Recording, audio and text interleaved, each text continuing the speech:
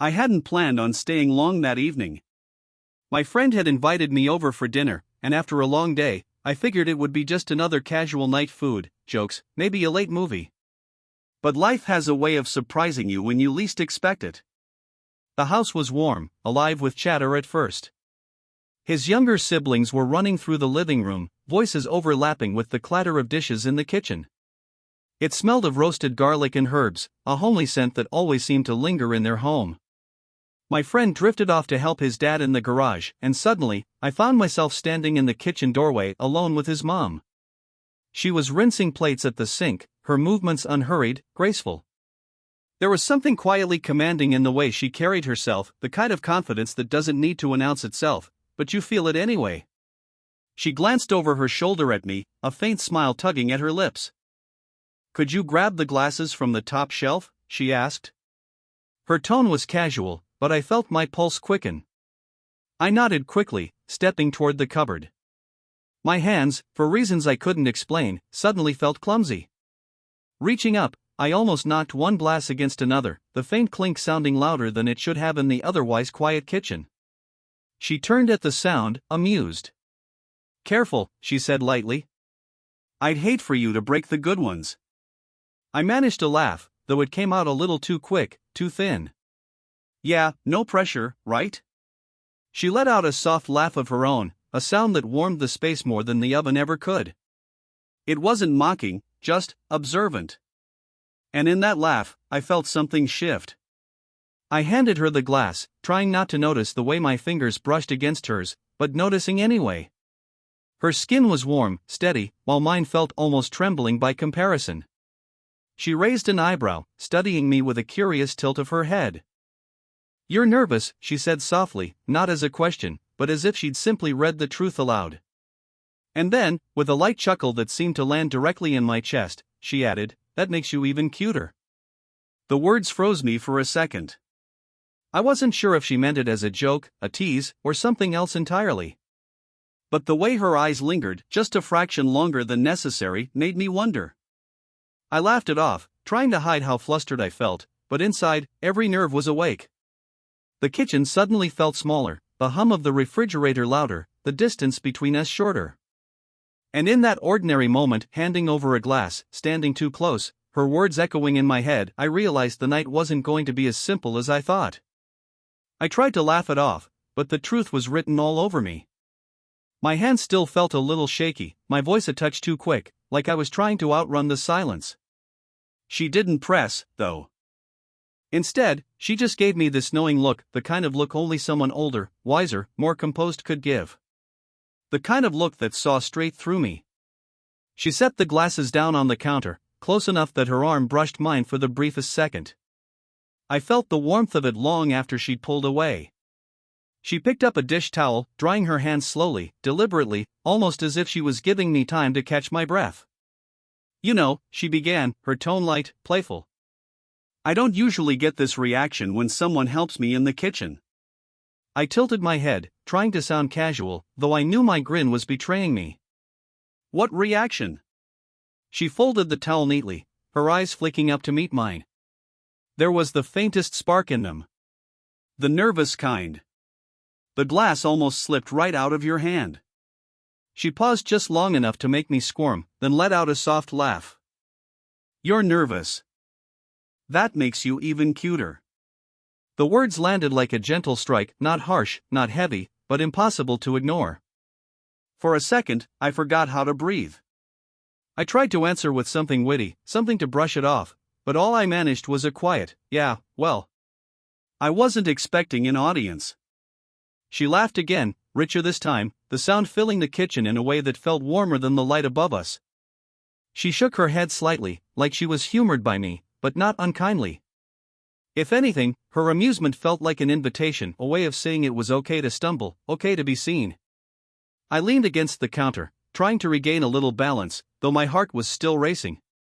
"So, do you always call people out like that?" I asked, half teasing, half genuinely curious. Her smile softened. She looked at me for a moment, longer than polite conversation usually allowed. "Only when I notice something worth mentioning," she said. The words hung there, subtle but loaded, like a string pulled just tight enough to hum. I swallowed, glancing at the clock though I had no idea what time it actually was. Everything felt slower, stretched out. The hum of the refrigerator, the faint clatter of laughter from the living room, her eyes still holding mine, it was as though the world had narrowed to just this, her playful tease, my nervous grin, the unspoken current moving between us. For the first time that night, I stopped trying to hide how flustered I was. Because the truth was, I liked the way she noticed. I liked that she saw through me, and instead of turning away, she smiled. After that moment, the rest of the house seemed to fade into background noise. I could still hear faint laughter from the living room, the low hum of the television, the occasional shuffle of footsteps upstairs, but here in the kitchen, it felt like a different world altogether. She leaned casually against the counter, arms crossed now, though there was nothing defensive in her posture. If anything, she looked relaxed, maybe even curious. I shifted my weight, trying not to look as restless as I felt. "So," she said, tilting her head slightly, "what's going on with you these days?"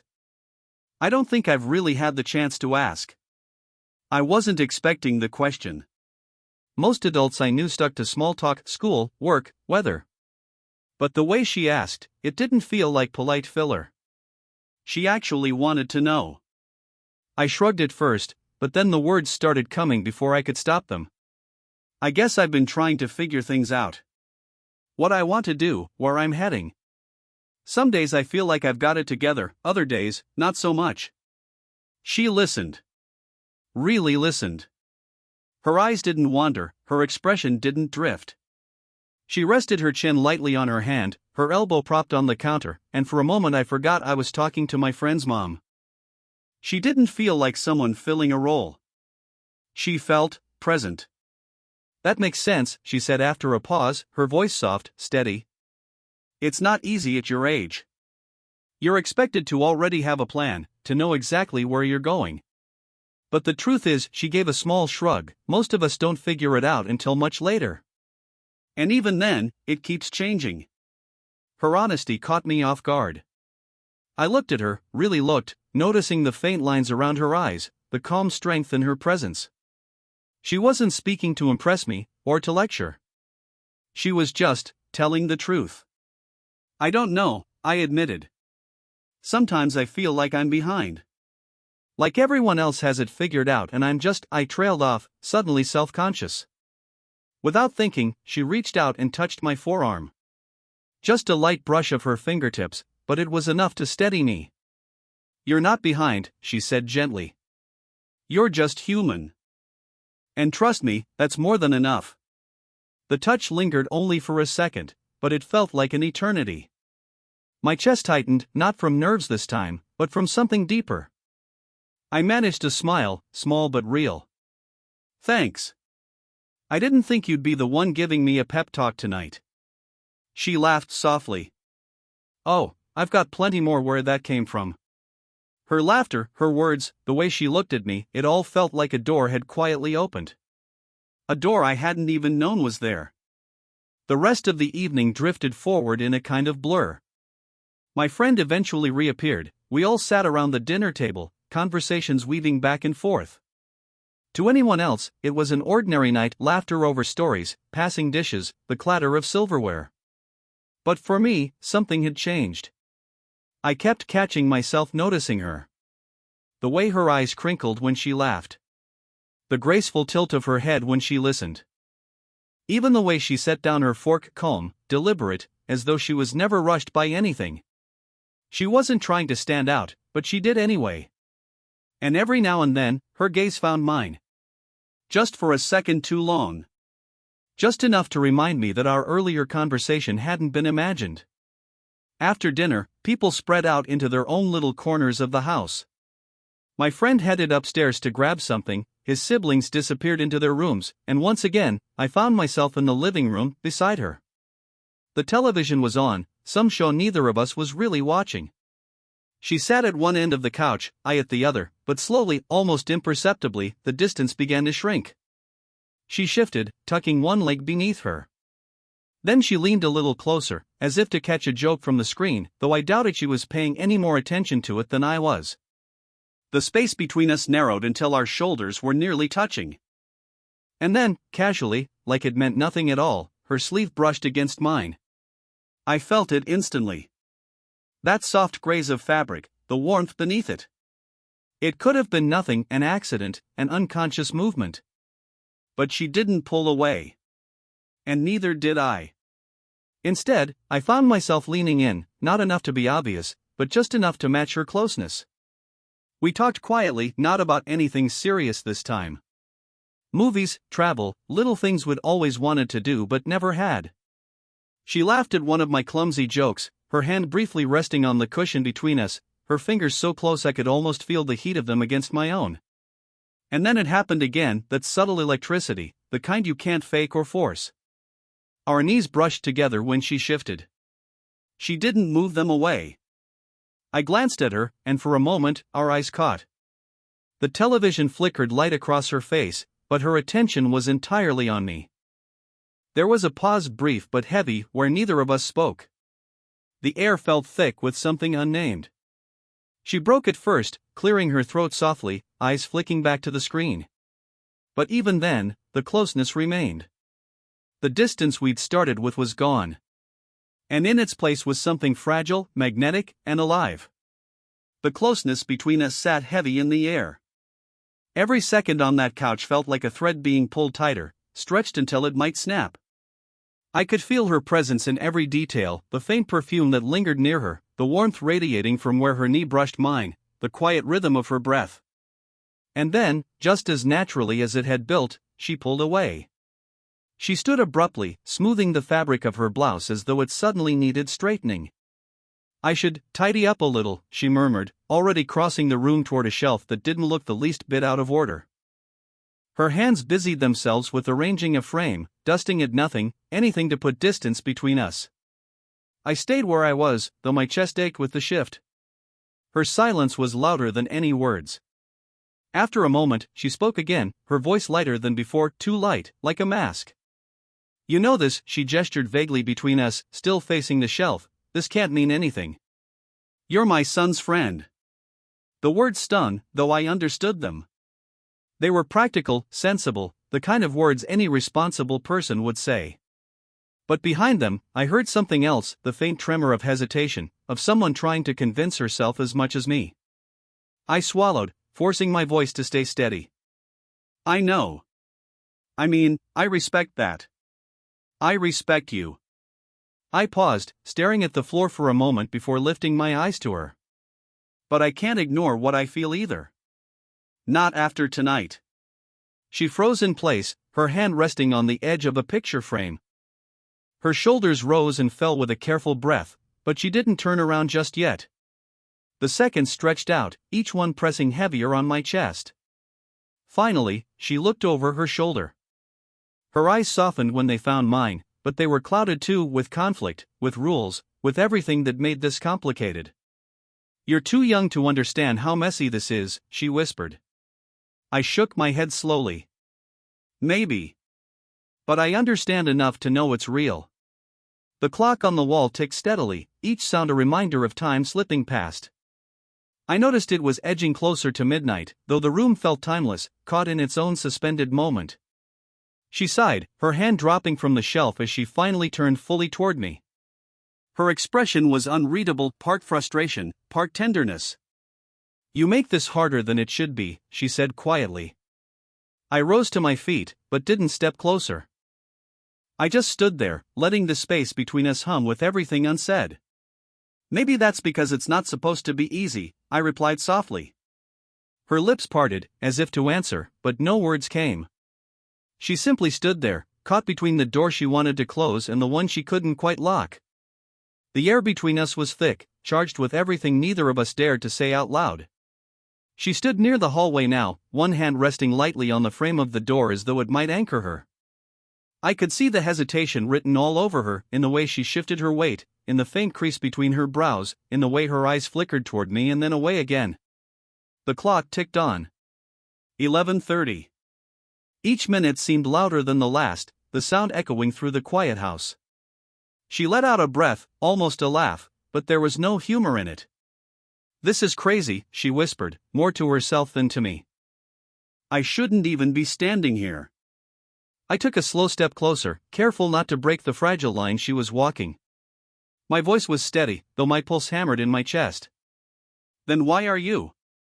Her eyes met mine, just for a second, and the look there nearly undid me.